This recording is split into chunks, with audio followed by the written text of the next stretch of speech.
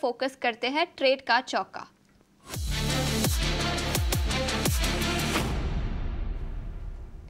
और इस बीच हमारे साथ संतोष मीना जी स्वस्तिका इन्वेस्टमेंट के भी जुड़ चुके हैं। संतोष जी, बहुत बहुत शुक्रिया हमारे साथ ईटी नाउ स्वदेश पर जुड़ने के लिए।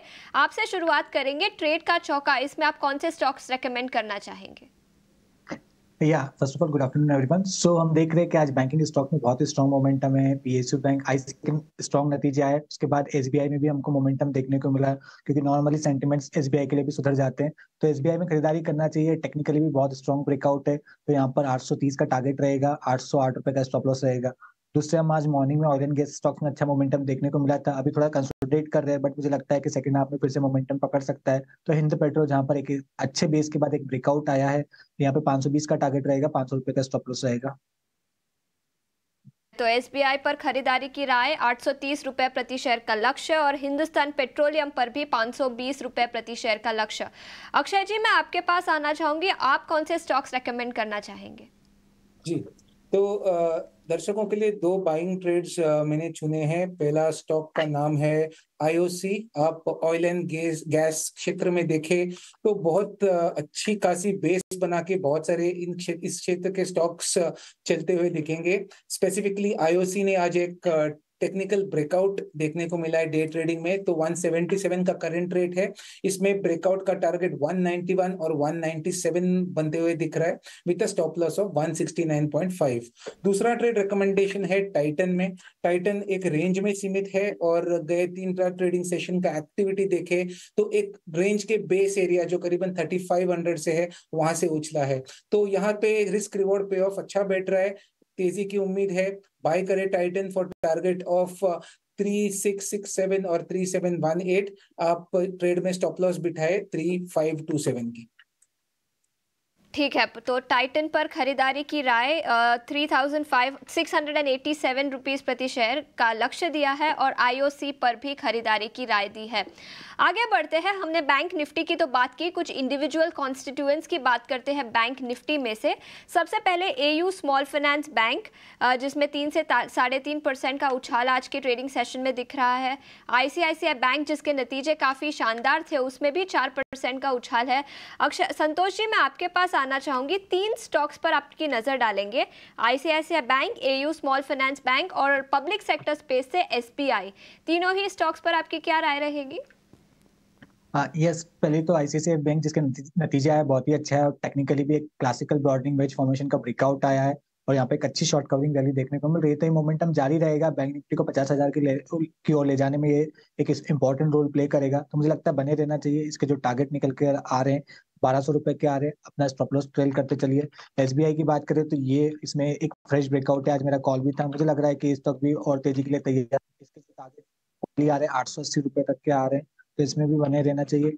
एयू बैंक जहां पर काफी बेस मिशन में है, लग रहा है कि शायद वर्स्ट इज ओवर, 600 रुपए एक बेस बन चुका है। मोमेंटम अभी इतना स्ट्रॉन्ग है नहीं। इमीडिएटली मुझे 640 का टारगेट नजर आता है। 640 के बाद इसमें 655 के आसपास 100 डे मूविंग एवरेज है, तो व्यू इसमें भी बुलिश है, लेकिन बेटर मुझे लगता है अगर सेफर साइड जाना है तो एसबीआई और आईसीआईसीआई के साथ रहे। ठीक है, तो ये है इन खास सब बैंकों पर संतोष जी की रणनीति हैं। चलिए एक बार रेलवे स्टॉक्स पर हम चर्चा कर लेते हैं। आईआरएफसी आज हम देख रहे हैं कि 2% से ज़्यादा की तेज़ी यहाँ पर नज़र आ रही है। इरकॉन इंटरनेशनल भी लगभग 2% भागा हुआ है। इन सब के बीच में एक टेक्समाको रेल भी इसमें जोड़ते हैं, और इन तीनों पर ज़रा रणनीति लेने की कोशिश करते हैं। अक्षय जी बताइए, रेलवे स्टॉक्स में कुछ पसंद आ रहा है आपको? जी, तो रेलवे स्टॉक्स में काफी चुनिंदा स्टॉक्स में अच्छी खासी तेजी है। तो यहाँ पे आप अगर पहले जो स्टॉक्स चुना है आपने आरवीएनएल, यहाँ पे आरवीएनएल लेके थोड़ा सा फ्लैट है, पर मैं कहूंगा कि इसमें मोमेंटम जल्द ही आपको देखने को मिल सकता है, क्योंकि ये अच्छे खासे मोमेंटम वाला काउंटर बन सकता है। तो मैं कहूंगा आप आरवीएनएल पे ध्यान दे सकते हैं। 290 का करेंट मार्केट प्राइस है। जैसे ही मोमेंटम पिक कर जाएगा, चाहे तो उसका स्विंग हाई था 330 जो हमने देखा था करीबन जनवरी 2024 में, वो छू सकता है वापस। तो आप आरवीएनएल बाय करने की सोच सकते हैं। Support 270, target 340। तो आरवीएनएल सबसे पसंदीदा शेयर है या रेल क्षेत्र में। वैसे आप आईआरएफसी जिनकी आपने बात की अभी, उसका अगर आप चार्ट स्ट्रक्चर देखें तो इसमें भी कोई खराबी तो है नहीं। ब्रेकआउट हो चुका है पिछले ट्रेडिंग सेशन में, पर थोड़ी सी अगर कूल ऑफ दिखे आप ये शेयर में, जब आपको 155 के स्तर दिखे तो आप री एंटर कर लेना। टारगेट एरिया 185 का बनेगा और 147 का इसमें स्टॉप लॉस बनेगा। और लास्टली अगर आपने जो टेक्समाको रेल की बात की है, टेक्समाको भी आज थोड़ा सपाट है, शांत है ट्रेडिंग में, पर रेल काउंटर्स में जो है मोमेंटम कभी भी रिगेन हो सकता है। और टेक्समैको की बात करें 205 के टारगेट आपको जल्दी दिख सकता है। तो सपोर्ट 175, उसके नीचे स्टॉप लॉस और 205 का टारगेट। तो तीनों ही रेल जो स्टॉक्स मैंने कहे आज सपाट है, शांत है, पर जल्दी मोमेंटम गेनर्स में आपको कल परसों दिख जाएंगे। तो इनमें आप जरूर ध्यान रखिए जिन शेयरों की हमने आज डिस्कशन की है। ठीक है, तो ये नज़रिया रेलवे शेयरों पर जो कुछ पसंद आता हुआ, रणनीति आपको क्या रखनी है वो भी आपके सामने रखते हुए अक्षय जी। और इन सब के बीच में ज़रा टेक महिंद्रा पर गौर करते हैं। हम देख रहे हैं कि आज अच्छे वॉल्यूम के साथ ट्रेड होता हुआ और स्टॉक में हम देख रहे हैं कि लगभग 1.5% की तेज़ी नज़र आ रही है। यही नहीं, TCS भी आज 1.5% से ऊपर की तेज़ी, इन्फोसिस में भी हल्की तेज़ी हमें नज़र आ रही है। तो टेक महिंद्रा, TCS और इन्फोसिस, संतोष जी, कहीं कोई मौका है क्या?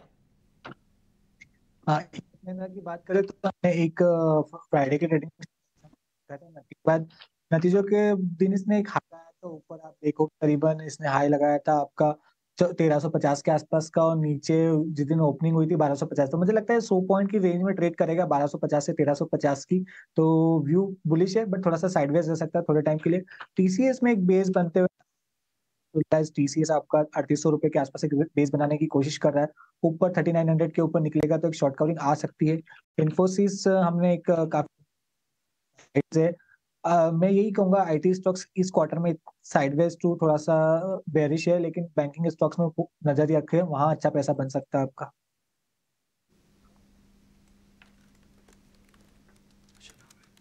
चलिए, तो ये है IT स्टॉक्स में राय, खासतौर पे टेक महिंद्रा पर बुलिश नज़रिया। बाकी स्टॉक्स पर थोड़ा सा नज़र अभी आपको आगे रखनी होगी, पेशेंस रखना होगा।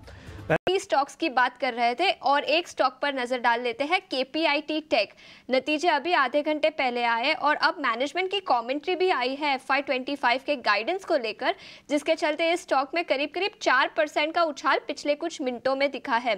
मैनेजमेंट ने कहा कि चौथी तिमाही के डॉलर रेवेन्यूज में 7% का ग्रोथ दिखाई दिया और FY25 के गाइडेंस की बात करें तो उनका मानना है कि कांस्टेंट करेंसी रेवेन्यू ग्रोथ 18 से 22% का कंपनी रिपोर्ट कर सकती है और एबिटा मार्जिन्स भी करीब करीब 20.5% के कंपनी मेंटेन कर सकती है FY25 में। तो काफ़ी अच्छी मैनेजमेंट गाइडेंस आई है, जिसके चलते स्टॉक में करीब करीब 4% का उछाल पिछले कुछ मिनटों में दिखा है। मैं आपके पास आना चाहूंगी संतोष जी, क्या राय रहेगी KPIT टेक पर?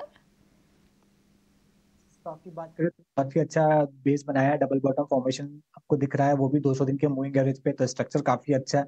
इमीडिएटली एक रेजिस्टेंस एरिया जरूर है 1500 के आसपास, 1500 के आसपास, बट मुझे लगता है वो क्रॉस हो जाएगा। जैसे ही 1500 क्रॉस करेगा हमको एक 1600 तक की रैली देखने को मिलेगी। तो जिसके पास है बने रहना चाहिए, कोई फ्रेश एंट्री भी लेना चाहे तो ले सकता है। स्टॉप लॉस उसके लिए आज का लो रहेगा जो करीबन 1400 के आसपास का है।